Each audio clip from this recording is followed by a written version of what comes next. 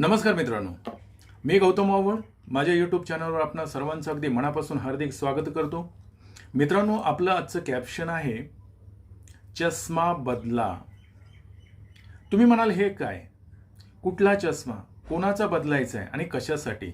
मित्रांनो, या सर्व प्रश्नांची उत्तरं जर पाहिजे असेल तर आपल्याला हा संपूर्ण व्हिडिओ पाहावा लागेल.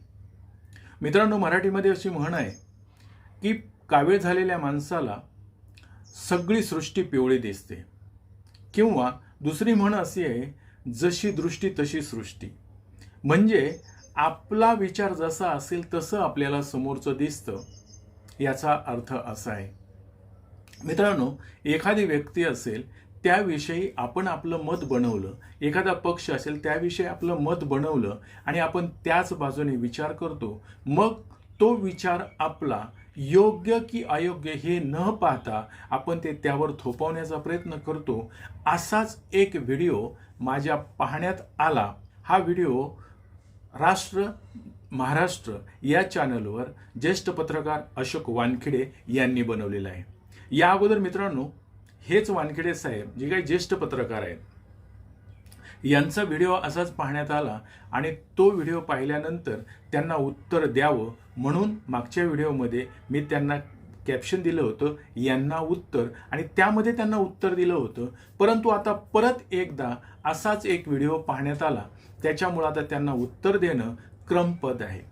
परंतु मित्रांनो, हे अशोक वानखेडे आहेत, ते कोणाविषयी बोलतायत, आपलं उत्तर देणं क्रमपद का ठरतंय आणि ते वक्तव्य काय करतायत ते तुम्ही प्रथमतः ऐका. स्वागत तुमचं राष्ट्र महाराष्ट्रामध्ये. मी अशोक वानखेडे. आज प्रकाश आंबेडकर वंचित बहुजन महाआघाडीचे म्हणजे वंचित बहुजन आघाडीचे सुप्रीमो यांनी एक पत्रकार वार्ता घेतली आणि पत्रकारांना बोलताना ते म्हणाले की येणाऱ्या निवडणुका म्हणजे विधानसभेच्या आणि लोकसभेच्या हे इतक्या भयंकर असतील, इतकी अराजकता माजलेली असेल, अशी अराजकता स्वातंत्र्यापासून कधीही कुठल्या निवडणुकीपुढे नव्हती. ऐकलं? मला एक सांगा वानखेडे साहेब, तुम्ही जे म्हणताय ते अगदी बरोबर आहे, परंतु बाळासाहेब आंबेडकरांनी ज्या ज्या वेळेस वक्तव्य केली किंवा भाकीतं केली ती खरी ठरलीत असं तुम्हाला वाटत नाही का? ज्यावेळेस कर्नाटकचा इलेक्शनचा निकाल लागला आणि बाळासाहेबांनी सांगितलं कर्नाटकमध्ये जर बीजेपी हरत असेल तर त्यानंतर दंगली होतील. तुम्हाला माहीत नाही अकोलेची दंगल झालेली, तुम्हाला माहीत नाहीये कोल्हापूरची दंगल झालेली, किंवा तुम्हाला माहीत नाहीये नाशिकला दंगल होता होता वाचलेली. हे बाळासाहेबांचं वक्तव्य होतं, ते तुम्हाला माहीत नाही का? बरं वानखेडे साहेब, मी म्हणतो की बाळासाहेबांनी हे असं वक्तव्य केलं तर तुम्ही त्यांना म्हणताय की हे असं म्हणताय, यांना कसं कळतं, असंच तुमच्या म्हणण्याचा अर्थ आहे ना. पण मी असं म्हणतो की दुसऱ्या पक्षाचे दुसरे जर कोणी काही म्हणत असतील तर त्यावर तुमचं काय वक्तव्य असेल? संजय राऊत बोलतायत असंच, त्यावर आता तुमचं काय वक्तव्य? ऐका हा व्हिडिओ मित्रांनो. ते वेगळ्याच दिशेने भूमिका घेऊन चालले, त्याच्यामुळे या राज्यामध्ये दिवाळीच्या आधी वातावरण बिघडू शकतं. छगन भुजबळ हुलकावण्यात येत आहेत, लोकांना भडकवत आहेत. शिंदे गटातले काही स्वतःला मराठा समजणारे 96 कोळी असे नेते आहेत, ते लोकांना भडकवत आहेत. आम्ही कुणबी नाही, आम्हाला कुणबी सर्टिफिकेट नको. काँग्रेस पक्षातले काही मराठा नेते आहेत, दिल्लीत केंद्रात मंत्री आहेत, त्यांची एक वेगळी भाषा आहे. मराठा समाजामध्ये या आंदोलनामध्ये ही फूट पाडण्यासाठी सधन मराठ्यांनी ही रणनीती आखली आहे का? हा एक मुद्दा असा आहे, मला सरकारला एवढंच विचारायचं आहे की अनेक घटक आरक्षण मागतायत. मराठा समाज मागतोय, धनगर समाज मागतोय, लिंगायत समाज आणि मुस्लिम समाज, या सगळ्याबद्दल सातत्याने बाहेर बोलण्यापेक्षा एक स्पेशल असेंब्ली बोलवावी. गंभीर आव्हानं या राज्यासमोर आहेत. हे राज्य मला विचाराल तर प्रचंड अस्थिर आहे. अशा परिस्थितीमध्ये सरकारने ऑल पार्टी मीटिंग बोलवावी महाराष्ट्रात. ऐकलं? सुप्रिया सुळे सुद्धा त्यामध्ये हेच सांगतायत की परिस्थिती निर्माण होणार आहे. विशेष अधिवेशन, एखादी घटना जर घडणार असेल किंवा परिस्थिती जर हाताच्या बाहेर जाणार असेल, अराजकता माजणार असेल तर त्यावर विशेष अधिवेशन बोलावं अशी सुप्रियाताई या ठिकाणी सूचना करतायत. मग त्यावर हे बोलणार आहेत का? तर नाही. कारण NCP असेल, काँग्रेस असेल, यांचा चष्मा या मंडळींनी घातलेला आहे. कोणी? अशोक वानखेडे सारखे जे पत्रकार आहेत ना, यांनी हा चष्मा घातलेला आहे. आणि बाळासाहेब आंबेडकर ज्या पद्धतीनं पुढे जाण्याचा प्रयत्न करतायत त्यांना मात्र हे कमकुवत वाटतंय. काही ठिकाणी वानखेडे साहेबांचे जे काही सजेशन्स आहेत मित्रांनो, ते घेण्यासारखे आहेत. राजकीय दृष्टीनं जर बघितलं तर खरोखर ते घेण्यासारखी आहेत. आणि मला तर असं वाटतं बाळासाहेब आंबेडकरांना सुद्धा ते लागू पडतील, किंवा वंचित बहुजन आघाडीचे तुम्हा आम्हासारखे जे काही सर्व कार्यकर्ते असतील या सर्वांनी ते जर स्वीकारले तर राजकारणामध्ये आपल्याला त्याचा फायदा नक्कीच होईल. परंतु मित्रांनो, दुसरी जर बाजू बघितली तर बाळासाहेब आंबेडकर हे सर्वसामान्य नाही आहेत. बाळासाहेब आंबेडकर ज्या घराण्यामध्ये जन्म झालाय ते घराणं आंबेडकर नावाचं घराणं आहे. जे नाव आहे आंबेडकर याला कुठेही गालबोट लागणार नाही. याच्यासाठी त्यांना खूप मोठ्या कसरत करून पुढे जावं लागतंय, जपून पुढे जावं लागतंय. कुठलीही छोटीशी चूक सुद्धा त्यांच्या हातून घडू नये याच्यासाठी ते खूप कसोशीनं प्रयत्न करतायत. राहिली महत्वाची गोष्ट राजकारणाची, वानखेडे साहेब जे सांगतायत ते असं म्हणतायत की मायावती सारखी माणसं या देशामध्ये खूप मोठ्या पद्धतीनं बाबासाहेबांचं नाव घेऊन एक प्रस्थापित राजकारण तयार केलं. अगदी बरोबरच आहे. मग मला एक साधी गोष्ट सांगा, तुम्ही इकडं उदाहरण असं देताय की प्रकाश आंबेडकरांनी ज्यावेळेस असुद्दीन ओवैसीशी MIMC युती केली त्यावेळेस तुम्ही असं सांगताय की जातीयवादी किंवा मुस्लिम पक्षाशी युती केली. मग तिकडे मायावतीने काय केलं होतं? कट्टर हिंदुत्ववादी किंवा कट्टर जातीयवादी जो BJP आहे, भारतीय जनता पार्टी, याच्याशी युती केली. ते तुम्ही सांगत नाहीये. ते फक्त तुम्ही सांगताय की आंबेडकरांचं नाव वापरून त्यांनी तिथे सरकार चालवलं किंवा सरकार प्रस्थापित केलं. मान्य करू ना, पण बाळासाहेबांनी जर इकडे केलं की तुम्ही लगेच त्याला जातीचा रंग देताय. दुसरीकडे तुम्ही असंही म्हणताय की युतीचा धर्म जर पाळायचा असेल, अखिलेशनी काय सांगितलं की मला जेवढं मिळेल तेवढं घ्यायला तयार आहे, पण मला युतीमध्ये जायचंय. तसं बाळासाहेब म्हणत नाहीत असं तुमचं म्हणणं आहे. पण मी सांगतो वानखेडे साहेब, करणी आणि कथनीमध्ये फरक असतो. म्हणणं सोपं आहे, पण ज्यावेळेस वाटाघाटीचा प्रश्न येईल ना त्यावेळेस तेच अखिलेश यादव काय करतील ते तुम्ही बघा. बाळासाहेब जे आतून आहेत ते बाहेरून आहेत. म्हणजे बोलायचं एक आणि करायचं एक असं ते करत नाहीत. पण राजकारणामध्ये काही डाव खेळावे लागतात, ते खेळावेच लागतील त्यांना. त्यातही काय वावदगं नाहीये. परंतु वानखेडे साहेब तुम्ही जे उदाहरण देत आहे ना 2019चं, त्या 19 मध्ये बाळासाहेबांनी किती जागा मागितल्या होत्या? 6 जागा मागितलेल्या लोकसभेच्या. परंतु त्यावेळेस तुमच्यासारखा मीडिया सर्व असं म्हणत होता की बाळासाहेबांची अशी ताकद आहे का की जे लोकसभेच्या 6 जागा मागतील. आणि नंतर मात्र निकाल लागल्यानंतर तुम्ही ज्या लोकांचा चष्मा घातलाय ना, काँग्रेस राष्ट्रवादी असे, बाळासाहेबांच्या वंचित बहुजन आघाडीला ते 6 जागा देऊ शकले नाहीत. तर त्यांनी जागा किती निवडून आल्या काँग्रेसच्या, राष्ट्रवादीच्या? काँग्रेसची 1 जागा आली, फक्त 1. आणि राष्ट्रवादीच्या 2 जागा आल्या. मग तुम्ही त्यांना का म्हणत नाही की तुमचा जनाधार संपलेला आहे आता काँग्रेसचा आणि राष्ट्रवादीचा? तुम्ही ब्लेम कोणाला देताय किंवा बोट कोणाकडे करताय? तर वंचित बहुजन आघाडीकडे. वंचित बहुजन आघाडीला काय म्हणताय की बाळासाहेबांच्या पक्षामुळं म्हणजे वंचित बहुजन आघाडीमुळं महाविकास आघाडीच्या किती जागा पडल्या? 37 जागा पराभूत झाल्या असं तुम्ही सांगताय. त्यावेळेस असं का नाही म्हणत की वंचित बहुजन आघाडीची ताकद होती, 6 जागा मागत होत्या, ते योग्य होतं, परंतु यांनी दिल्या नाहीत आणि यांची तर 1च जागा आली. म्हणजे यांचा जनाधार संपलेला आहे. NCPचा जनाधार संपलेला आहे. 2 जागा आल्यात फक्त लोकसभेला. हे तुम्ही का सांगत नाही? तुम्ही उलट सांगताय की यांच्यामुळे जागा पडल्या. आणि ज्यावेळेस बाळासाहेब जागा मागतायत त्यावेळेस त्यांना मात्र सांगताय की तुमची तेवढी ताकद आहे का? तुमची जेवढी ताकद तेवढ्या ताकदीप्रमाणे तुम्ही जागा मागितल्या पाहिजेत. वानखेडे साहेब, वंचित बहुजन आघाडीची जर महाराष्ट्रामध्ये ताकद नाहीये, महाविकास आघाडीच्या 37 जागा पडल्या असं तुम्ही कसं काय म्हणताय? बरं, दुसरी गोष्ट, फक्त महाविकास आघाडीच्या पडल्या असं सांगताय तुम्ही, दुसरी गोष्ट सांगत नाहीयेत तर 32 जागा BJPच्या सुद्धा पडल्या हे तुम्ही मान्यच करत नाहीयेत. ऐका व्हिडिओ. आम्हाला मिळालेल्या मतामुळे BJPचे 32 आमदार पडले. बरोबर आहे. हे कोणीच एक्सेप्ट करत नाही की आमचं उभं राहणं हे काँग्रेस आणि NCPला नुकसान झालेलं नाही. तर असं बीजेपीला नुकसान झालेलं आहे. 32 जागा ते हारलेत. त्या ठिकाणी गोष्ट एक अशी निर्माण होते की तुम्ही प्रत्येक वेळी वंचितची ताकद तपासण्याचा किंवा तुम्ही वंचितची ताकद किती आहे हे तरी तुम्ही सांगा.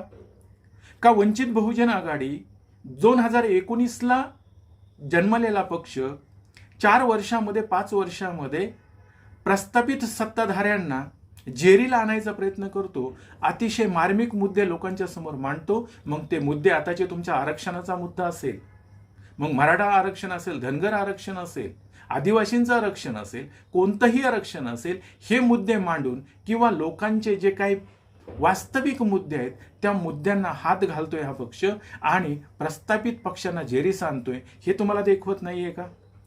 वानखेडे साहेब, मला एक प्रश्न पडलेला आहे नेमका की तुम्ही नेमकं महाविकास आघाडी किंवा काँग्रेस राष्ट्रवादीच्या बाजूने आहेत की पिंक किंवा डबल भूमिका खेळताय भारतीय जनता पार्टीच्या बाजूने बोलताय?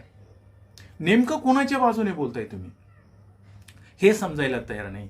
आणि मला तर असं वाटतंय की तुमचं जर मत आहे असं आत्ताच्या कंडिशनला तुमचं असं मत आहे की बाळासाहेब असे वक्तव्य करतायत, तीच वक्तव्य जर दुसरं कोणी केलं का असतं किंवा एखाद्या साधू महाराजाने केलं असतं ना, भविष्य जाणणाऱ्या माणसाने, तर तुम्ही त्याचा उदे करत बसले असते. बघा, यांनी पुढचं सांगितलं आणि खरं घडलं. पण बाळासाहेबांनी जे वक्तव्य केली ती ज्या वेळेस सत्यतेमध्ये उतरली त्यावेळेस मात्र तुम्ही त्याच्याकडे साफ कानाडोळा करताय आणि ज्यावेळेस विषय निघतो त्यावेळेस मात्र म्हणताय की यांना कसं कळतं, हे पुढे घडणार आहे यांना कसं कळतं, आणि ह्यांना जर कळत असेल तर यांना कुठून माहिती मिळते?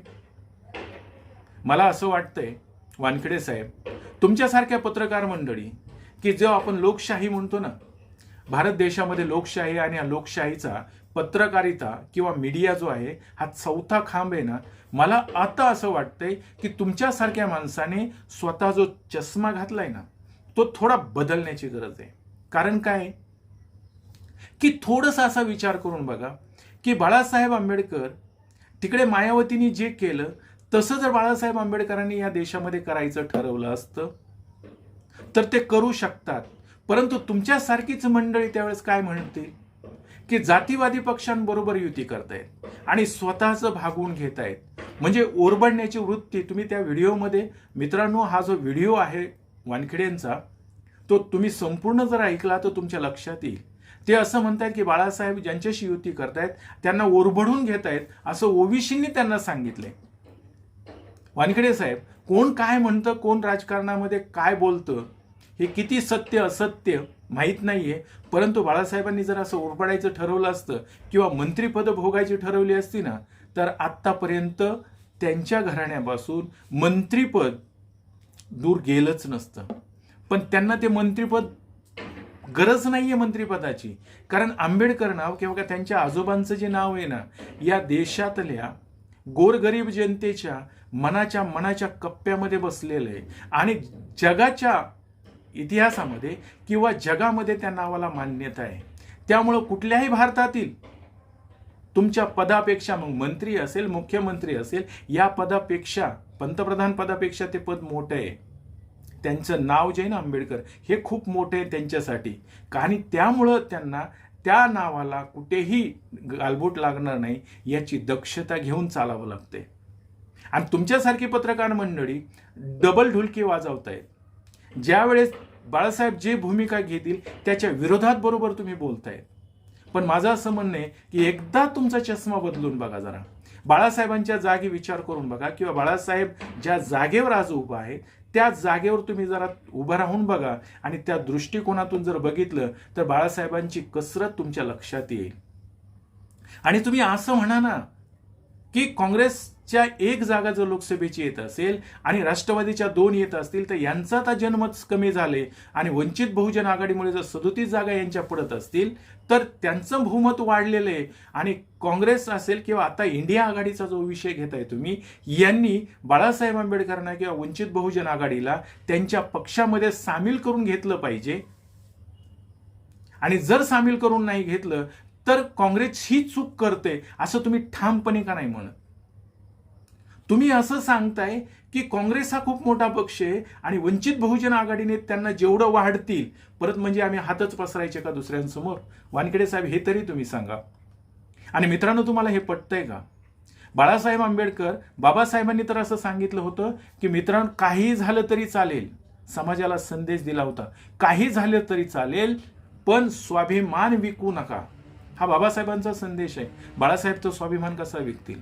आणि बाळासाहेब हे स्वाभिमानी नेतृत्व आहे. म्हणूनच वानखेडे साहेब तुमच्यासारख्या पत्रकारांच्या डोळ्यामध्ये हे खुपतंय का की स्वाभिमान हा माणूस सोडायला तयार नाही, आणि स्वाभिमानाने लोक सगळा बहुजन समाज गोळा करण्याचं काम करून बाळासाहेब एक मोठं आंदोलन उभं करतायत किंवा समाज जागा करतायत. आणि हे पुढच्या दृष्टीने तुमच्याही प्रस्थापित पक्षांना खूप मोठा धोका निर्माण होतोय किंवा प्रस्थापित पक्षाच्या समोर उभा राहणारा एक ठामपणे पक्ष उभा राहतोय, याची भीती तुम्हाला वाटते का? म्हणून तर तुमच्यासारखी पत्रकार मंडळी त्यांचंच गुणगान गात आहेत आणि यांना ब्लेम देत आहेत. परंतु एक नवीन येणारा पक्ष स्वतःची भरारी कशा पद्धतीने घेतोय याच्याकडे जरा बघण्याचा चष्मा तुमचा जर बदलला तर मला वाटतं की या पक्षांना सुद्धा उभारी येईल. आणि हे जर माजुरडेपणा केला नसता ना या काँग्रेसनी, राष्ट्रवादींनी, तर यांचंच सत्ता आली असती ना देशामध्ये सुद्धा. परंतु मित्रांनो, मला एवढंच म्हणायचंय की अशा पत्रकारांमुळेच, मी तर असं ठामपणे सांगतो वानखेडे साहेब, की तुमच्यासारख्या पत्रकारांमुळेच या वंचित बहुजन आघाडीला वाटाघाटीमध्ये घेतलं जात नाहीये. कारण तुम्ही सत्य परिस्थिती मांडण्याचा प्रयत्नच करत नाही आहात. जी वस्तुस्थिती आहे, ग्राउंड रिपोर्ट आहे, तुम्ही मांडायलाच तयार नाहीत. कारण तुम्ही चष्माच हा एनसीपीचा आणि काँग्रेसचा घातलेला आहे. चांगली गोष्ट आहे, परंतु पत्रकार जो आहे की लोकशाहीमध्ये चौथा खांब ज्याला आपण म्हटलं जातं, त्याची दृष्टी ही समतल असली पाहिजे. आणि ती समतल दृष्टी असेल तरच त्याचा उपयोग सर्वसामान्य लोकांना होईल. परंतु तुम्ही जर हा चष्मा असा घातलेला असेल, त्याच्यामुळे नुकसान हे लोकांचंच होतंय, हे तुमच्या लक्षातच येत नाहीये. म्हणून वानखेडे साहेब, वंचितला किंवा बाळासाहेब आंबेडकरांना दोष देताना ज्या वेळेस तुम्ही एक बोट त्यांच्याकडे करताय ना, तर 3 ते 4 बोट तुमच्याकडे आहेत, म्हणजे एनसीपी काँग्रेसकडे आहेत, आणि तो तुमचा चष्मा तुम्हाला ते तसं म्हणू देत नाहीये. पण मला असं वाटतंय, एकदा जरा हा चष्मा बाळासाहेबांच्या बाजूने करण्याचा प्रयत्न करा, म्हणजे तुम्हाला कळेल की बाळासाहेब जी भूमिका घेत आहेत ती अगदी रास्त भूमिका आहे. म्हणून मित्रांनो, आजचं मी कॅप्शन दिलं होतं, चष्मा बदला. मित्रांनो, हे जर तुम्हाला आवडलं असेल तर हा व्हिडिओ नक्की लाईक, शेअर, सबस्क्राईब करा. एवढं बोलतो, थांबतो. धन्यवाद.